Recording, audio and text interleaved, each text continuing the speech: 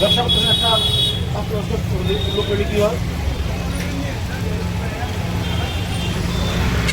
আরে কোন কথা বলো মনে কথা বলতে হবে না ওই যায় ছিল না কোনো তারপরও আজকে বটতলা বাজারের সত্যনারায়ণ রেস্টুরেন্টে একটা বাচ্চাকে পাই।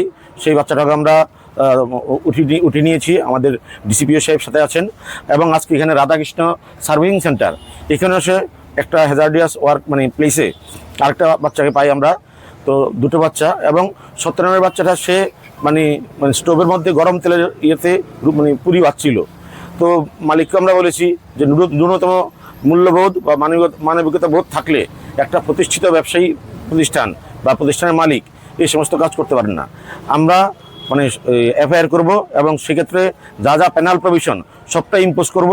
এবং আগামী দিন আমরা সকলের উদ্দেশ্যে বলতে চাই যে এই অভিযান জারি থাকবে। আপনারা